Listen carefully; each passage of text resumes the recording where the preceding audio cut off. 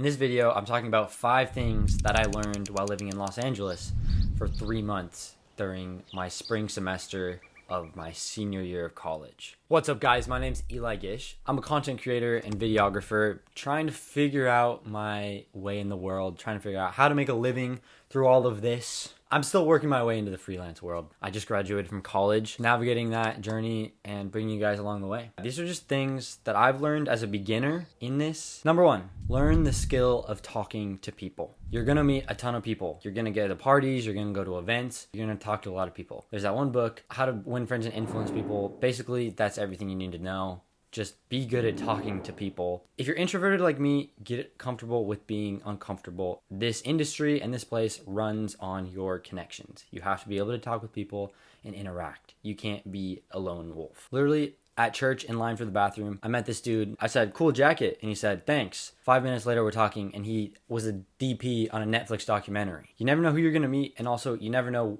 when and where you're going to meet them next. You know, just be a good, positive, kind person, and you'll be chilling. Number 2, know yourself. Know what you do, know what you want to be known for, what your industry is, what do you want to be good at. Are you a lighting guy? Are you a camera guy? Are you an editor? Are you this or that? Know yourself and know like what you want to do, because you're going to have that same conversation a million times. And they're going to be like, "Hey, what's your name?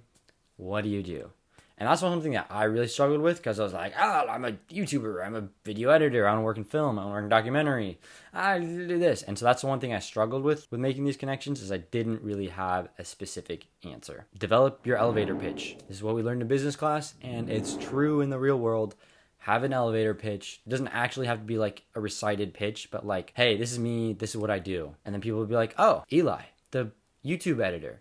I know that guy. Oh, that dude, that's the crane guy. Hit up that guy. Oh, that dude, thumbnails all day, baby." You don't have to be known for it, but like know like what you want to do and where you're going. Don't be wishy-washy, because there's a million people that are also wishy-washy. Number 3, get plugged in. Make friends, not connections. At the end of the day, we're all just people trying to figure it out. I met people on social media I've been following for years, and then I met them in person at Sam Newton's Film Fest, and guess what? They're just another person, just like you and me. They're just a human being. Meeting them isn't going to change your life. They're just another person. All of a sudden going to solve your life. You're still going to be the same person. You still got to figure it out. There's something I like to call the blank timeline theory. Every single person, no matter you're Peter McKinnon, Casey Neistat, Eli Gish, Quentin Tarantino, you all start with a blank timeline, and you got to start from there, and you got to make something. Don't get caught up only in your career. Get plugged into a community. Go to a gym, join a pickleball group, go to a run club, go to church. All those types of things, you're going to get plugged into people in your community, and naturally they'll cross over. You'll meet somebody at church. I met tons of people who do video. I was like, "Oh, that's sick." And you just kind of make friendships, and like I didn't become their friends because they do video. I became their friend because I was like, "Oh, this person's sweet. We have similar interests. Let's be homies." Be like, "Hey, you want to get coffee?" And just like, "Yeah, what's up?" And that's how you build and you flourish. I met a bunch of people, and I was like, "Oh, these are cool people. I like them. They inspire me. They push me to be a better person." Don't try and make friends with people just to be their connection. Number 4, someone is always going to be better than you. This might sound harsh, but there are incredibly talented creators. Tons and tons and tons of them. I went to creative night, and I was like, dang, wow. They're up here.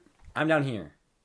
There's levels. There's levels to this thing. But that's normal. That's okay. That's life. The majority of people don't judge you based on your talent. Most people just want to be your friends. Don't compare yourself to others, because it'll make you feel less than, and it'll make you want to stop, and you're always going to find somebody who's better than you. So just focus on yourself. Focus on getting 1% better every single day, and that's how you're going to improve. Surround yourself with other talented creators who are better than you and who will push you.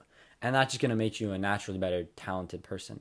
Not because you're trying to like be better than them, but because you want to grow and flourish together. All ships rise.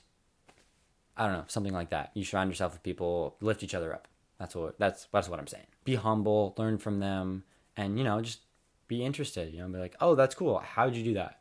Or like, "Oh, I need some advice on this project. How'd you do that?" People will be like, "Oh, let me show you. I got this tip for you. Try this, try that." Like, don't get caught up in the fact that there's somebody like Sam Colder who's gonna be better than you, no matter what. Push yourself to be better, but realize like focusing on yourself, not other people, because if you focus on what's out there, you're just going to get overwhelmed and want to quit and die and throw your laptop out the window. Number 5, this ties in with all the other ones. It's a massive place, but a small world. Going along with the last few and just building relationships with people and everything, you're going to see the same people multiple times. I sort of got plugged into a creative circle and I started to see the same people like showing up. Creative night, I saw a bunch of the same people there, same people at like different parties or film festivals.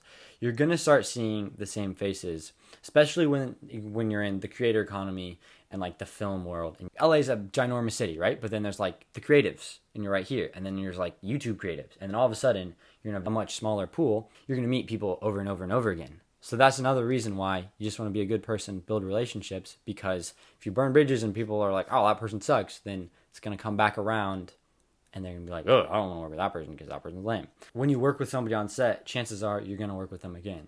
I interned at a production company and I worked as a PA.